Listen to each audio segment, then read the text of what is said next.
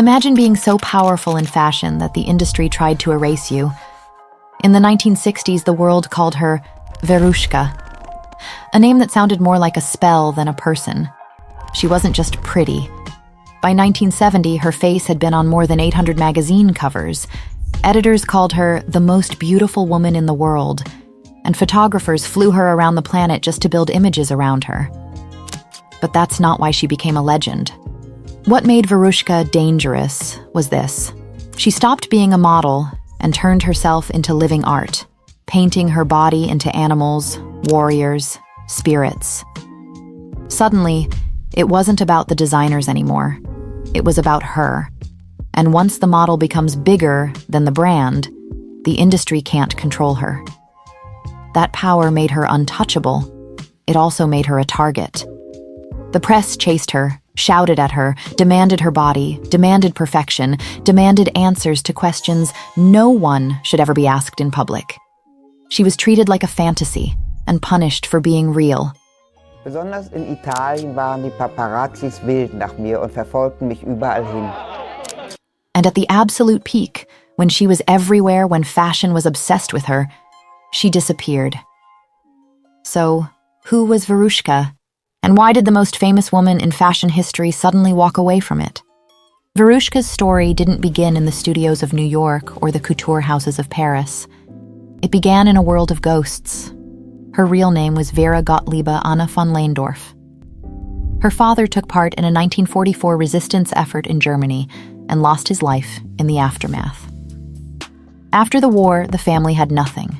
The children were split up, renamed, moved like prisoners from one camp to another.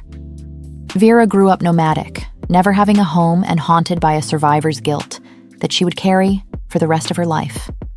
She later spoke of visiting the prison where her father was killed and feeling a huge black cloud descend over her. Und ich konnte nicht mehr, die haben mich herausführen müssen. Ich konnte nicht mehr gehen. It was the kind of pain that never really left her. As a teenager, she felt wrong in her body. She was too tall, awkward, with what she called huge claws for hands, always tripping over herself. She didn't see herself as pretty. She wanted to be an artist, not a model. That early trauma, that sense of displacement, it fractured her sense of self. Identity, for her, was not safe. It was something that could be taken from you, erased, or renamed by force. Before she ever reinvented fashion, she had to reinvent herself just to stay alive. After studying art in Florence, Vera was approached by photographers, but she realized very quickly that the industry didn't want Vera, the awkward, wounded, serious girl. They wanted a fantasy. At first, she tried to play along, but the more she worked, the more she understood how the system really worked. But working for a while in that fashion world, I realized that as a model you are basically a clothes hanger. And I thought, how uninteresting. I mean, that's supposed to be my life now. And so I said, how can I do that they remember me and book me? That question, how can I make them remember me, was the moment Veruschka was born. She resurrected a childhood nickname, Veruschka, meaning Little Vera, an ironic choice for a woman who towered over everyone. She decided this new person would be all in black, in an era before it was uniform. She arrived in New York in a cheap Givenchy coat, a black velvet hat, and soft leather boots she could walk like an animal in.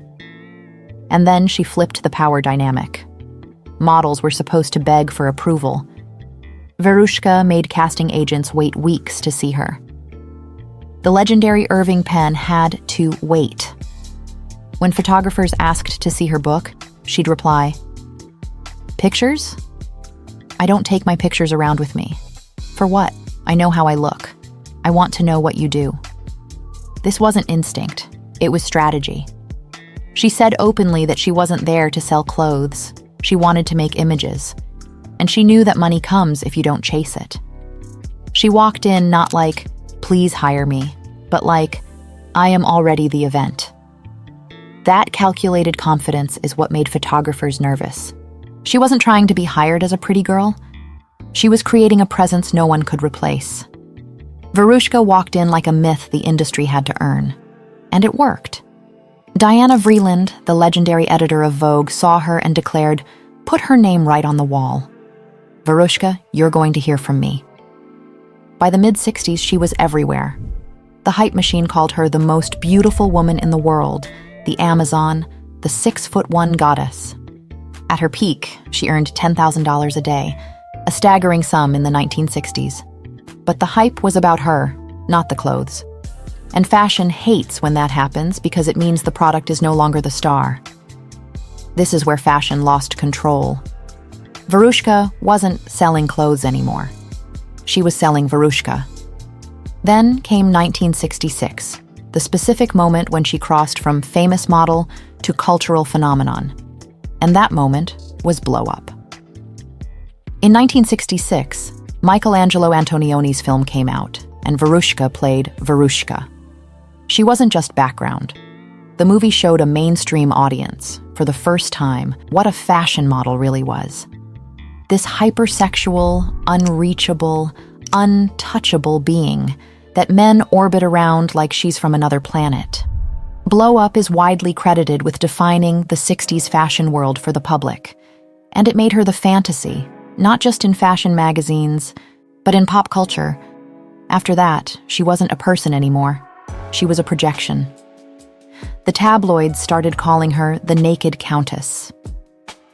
The Italian paparazzi went feral, cornering her on the street, demanding to know about her private life, asking invasive questions about her mental health on camera. Fame stopped being glamorous. It became violent. Die Skandalreporter schreiben kaum über das, was ich auf der Haut trage, sondern wühlen in meinem Leben selbst. Ich bekam aufgrund meiner Größe. Around the same time, Veruschka and the photographer Franco Rubartelli, who was also her lover, became a creative unit. They didn't just shoot editorials, they invented visual worlds. They pioneered full-body painting, transforming her naked body into a canvas. She became a panther, a mermaid, a creature of myth, her skin painted with feathers, metallic pigments, and animal patterns. They would fly to remote locations on their own money to build these images. This wasn't model wearing look 14 from the spring collection. This was staged mythology. But here's what most people don't understand. The body painting wasn't just about making beautiful images. Franco Rubartelli later said she carried a deep sense of not wanting to be in her own body. She wanted to become other beings. A panther to run in the jungle, a mermaid to sink into the sea. Becoming something else let her control how she was seen, instead of being hunted for how she already looked. That's not performance art. That's dissociation as survival. She wasn't just posing, she was performing. She treated the camera not as a passive observer, but as a partner in a duel.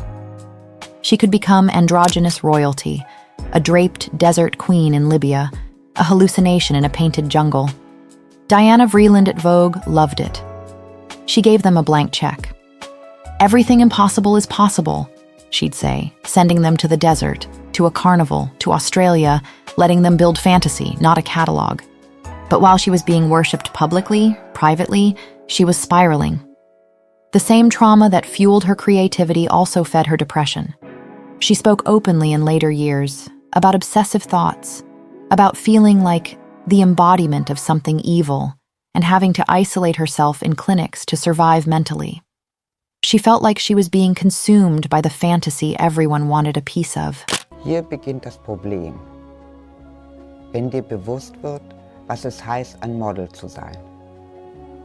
Es verdrängt einen oft, so eine Fantasiegestalt zu sein. She saw the dark side of the industry with brutal clarity. Weil Mode besteht ja eigentlich aus Tod.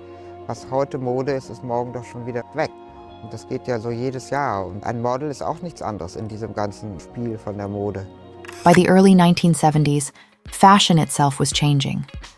Diana Vreeland, who had championed Veruschka's wild fantasy shoots, was pushed out of Vogue in 1971.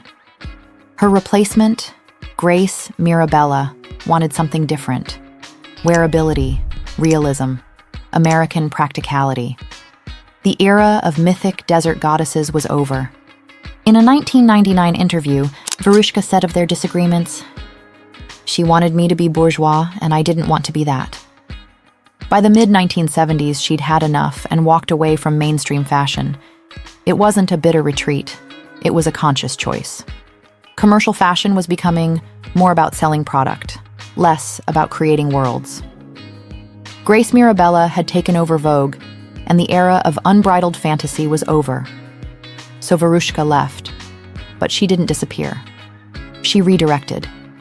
She began a long collaboration with the artist Holger Trulch on a radical body of work that would redefine what a model could be. They created Transfigurations, a series of avant-garde, nude, self-portrait photographs where her painted body merged with decaying industrial landscapes. She disappeared into rusted walls, became an urban ghost, a living sculpture. She treated herself as installation art. She acted in experimental cinema, in underground theater. She kept shape-shifting, but on her own terms. In 1986, they published the book Veruschka, Transfigurations, with an introduction by Susan Sontag, cementing her transformation from model to fine artist. Then, in 1990, something unexpected happened. She came back to fashion. But this time, it was entirely on her terms. She began collaborating with designers like Helmut Lang and Paco Rabanne, who cared more about ideas than commercial perfection. Over the next decades, she reappeared on runways and in campaigns that celebrated her legacy rather than her youth. Walking for the Melbourne Fashion Festival in 2000 at age 61, for Giles Deacon at London Fashion Week in 2010, and starring in Acne Studios' Resort 2018 campaign at 78. But these weren't comebacks in the traditional sense. She wasn't trying to reclaim her 1960s fame. She was proving a point, that a woman's value doesn't expire on schedule. And here's the part that changes everything. Getting older gave her a kind of freedom she'd never had when she was the most beautiful woman in the world. She stopped pretending to be eternally 25 and started using time like a tool, shaping it, owning it, saying what she actually thinks. The power move? Not trying to be everywhere, but being unmistakably herself. When your image is that specific, a brand can't swallow it. In one interview, she said, "Yes, I had bags under my eyes. And 30 years later, I'm still working. Same nose, no plastic surgery. That's not graceful aging. That's defiant aging." In later years, her voice gets steadier, not softer. She rejects the idea that a woman's value expires on schedule and treats time as material, just like fabric or paint. Im Entertainment-Business ist man heute ja mit 25 schon zu alt, um anzufangen. Das ist außerordentlich absurd. Mit dem Alter kommen ja nicht nur die Falten, sondern der Mensch gelangt zu geistiger Reife. Ich gehöre zu denen, die darin Schönheit erblicken. She kept pushing the questions fashion never wanted to answer. Who owns a model's image? The magazine or the woman herself? Is aging the end or just another transformation? And in doing so, she proved that she was never just a face. She was the artist and the art. Veruschka invented the model as auteur. When you see a model today who becomes the story, not just the mannequin, that's her blueprint. She proved that a model could control her image, weaponize fantasy, and then walk away before the industry chewed her up and spit her out. Something almost no one in that era did. She insisted that beauty could be strange, tall, angular, scarred, painted, aged, damaged, and reborn, and still be in charge. That's why we're still talking about her now, decades later. She was the supermodel fashion couldn't control. Did you grow up seeing Veruschka? Or is this the first time you're seeing her for real? Not as an image, but as a person. Let me know in the comments. Thank you so much for watching, and I'll see you in the next one.